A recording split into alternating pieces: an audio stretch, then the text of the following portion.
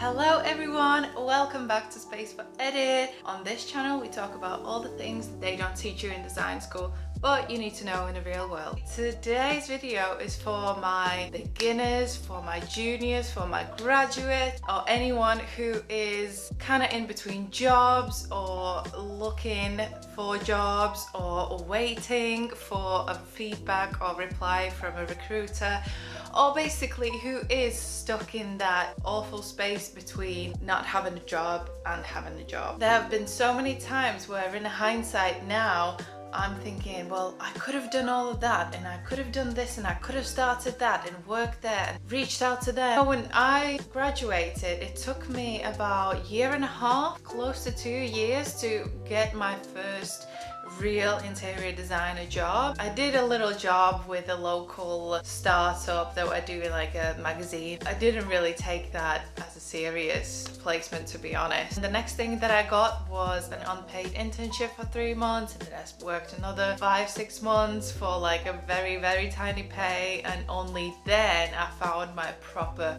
real interior designer's job when I was like, okay, this is happening. But you know, in between that time, oh my gosh, I could have done so many things. So today I wanted to give you a little prompts, little ideas, little tips, tricks on things that you could maybe start today or do today and tomorrow and for the upcoming months to really just fill your time whilst you're waiting and get your mindset off of that awful feeling of when you are really just waiting for that reply, for that email, for that phone call. Okay, so let's get started. The first thing is social media presence. Boom. When I graduated, Instagram was a thing, definitely was a thing, but it wasn't as huge and impactful as it is now, and I didn't really bother with it. Something that you can do immediately, start today, just create a business or a professional or a creator Instagram account. Honestly, just start today, just create it and start working on it. Start collecting imagery, videos, or anything that represents your creative journey. And to be honest, not just Instagram, LinkedIn, YouTube, TikTok, you know, there's so many, even Pinterest. People are so successful growing on Pinterest. The idea here is to just start something and work on it and keep your creativity busy, even if it's just a private account. It doesn't have to be all public and all out there, and you don't need to scream and shout about it. That's not the point. The point here is keep that creativity, keep your head in the game, keep learning, keep developing your skills, even if it's just documenting your journey along the way. It will be nice to look back one day and it will be just really useful. Honestly, the skills that you will get from managing or starting something on social media is going to be so useful, especially now at this time that we are living today. Then the next probably big thing that you can do is practice your software skills, no matter at what level you are. I don't care whether you are just a graduate, a junior, a midway, a senior. There's always something to learn. There's always some new software or new updates or new ways of presenting design.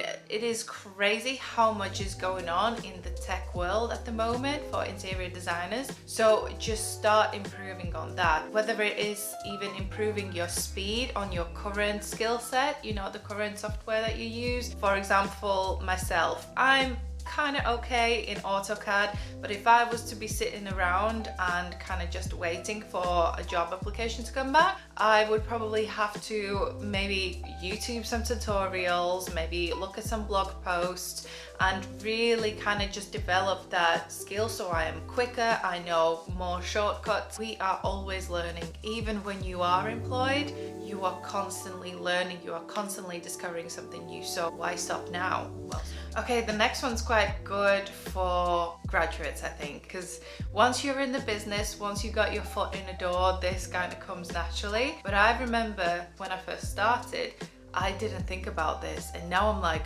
idiot, why did you not look into this?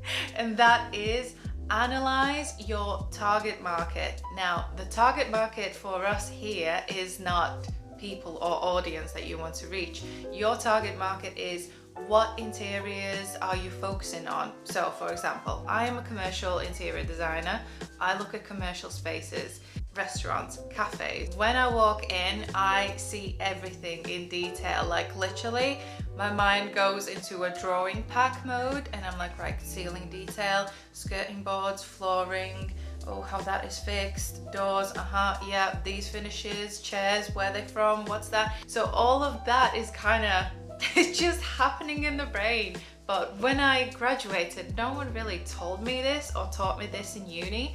So I would never even think about it. I would just walk in space and like, oh yeah, this is a nice vibe. Yeah, this is quite cool. But I would not think past that. So what happens when you start to pay attention to all these details is you start to actually learn. This is another way of just learning the trade, is by actually analyzing what's in front of you and the places that you go to. So next time when you go out for a coffee or for a drink or for a meal at night, just have a look around, even in the toilet. Oh my goodness. How is everything fixed? How is the plumbing going? How have they hidden it, or have they hidden it? Have they not? You know, everything, even what works, what doesn't work. Make a mental note, make a note on your phone even, whatever, but just keep developing that design mindset. The next thing that you could do if you have that kind of free time, probably if you are waiting for that call back, you are currently working in a job as well. So this step might not be as achievable for you, but still think about it. If you really want it, plan it in your days, plan it in your time. Okay, and the thing is, create some fake projects. So if we go back to the first thing that I mentioned about software, learning new software or developing your skills, this is how you can do it. Create a fake project, even survey your own house and start building up on that. And again, that can nicely slot into your social media presence and portfolio, and it all comes around and creates a nice big circle of life. But once you start creating these fake projects, you are using your creative brain, so that creativity is not stagnant and it's not kind of holding you back. So when you are up and running in that new position, then you're going to be, you know, already warmed up. You're not going to be like, oh. So yeah, create those fake projects, keep your creative brain going and ticking along. Okay, another thing that you could do is get some customer service experience.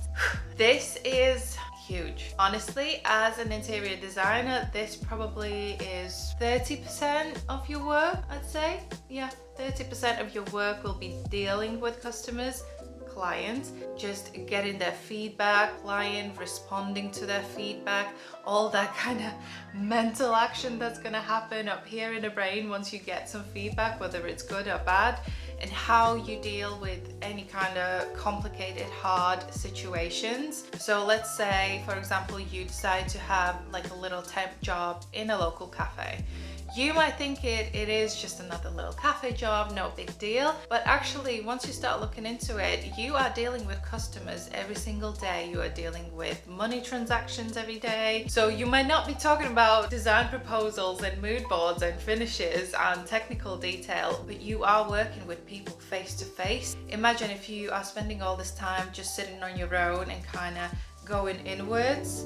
It will be harder for you to go out in the field and feel relaxed and open when it gets to going to site visits or speaking to clients or even speaking to suppliers. Get that language barrier and, I don't know, communication barrier open during this time. So the next one's actually quite fun, probably the most fun of them all, and that is design events. Go and have a little Google, see what's going on around your local area, search the local hashtags, just start networking, look out for the trends, what's going on, have a conversation with other designers, even if you are just a graduate. I feel like the design community these days is getting a lot more supportive, a lot more understanding and kind of authentic rather than keeping things to themselves. And even if you come across those people, then maybe they are not your people.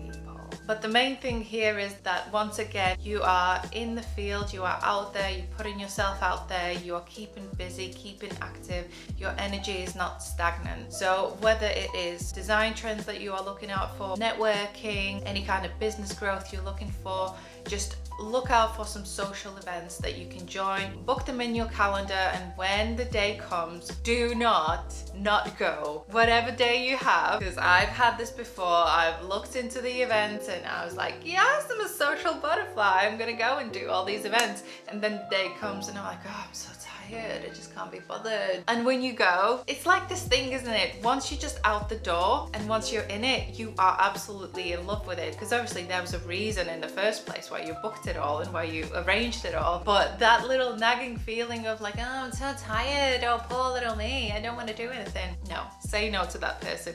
Go out and enjoy yourself, network, and find new people, like-minded people, and have some great conversations, okay? And the last tip that I could give you to wrap up this video is start something from scratch.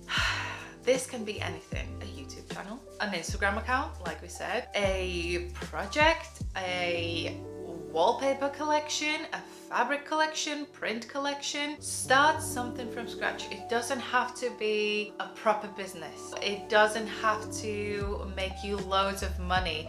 But what it will teach you is going to be amazing. I think everyone, no matter in what field they are working in, should start something from scratch and experience those pains during that growth process and learn those lessons. It just makes you such a better professional. You learn so much and you start to appreciate even your directors, your managers, and people who are actually have been in the business for a while. So when you will actually get your job, you will start at that new company, you will look at everything from a completely different perspective, and people will see it. People in the company that you will work for, they will see your growth and they will know, aha, this person understands a thing or two about business, about growth, about commitment to something that you have started, and about taking responsibility. And you never know, it might grow arms and legs and it might become a completely new thing for you and a new direction for you. So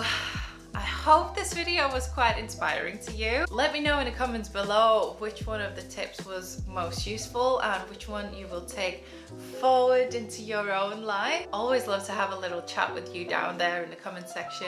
And if you want to exchange some voice notes or have any more questions, then just hit me up on Instagram, spaceforedit, very simple, and yeah, we'll take it from there. Okay guys, I'll see you in the next video. Thanks for sticking around, thanks for watching. Make sure you subscribe, click the bell button to get notified when the next video comes out. And if you have more time today, please stick around for these videos. Okay, lots of love, have a good day, see you soon.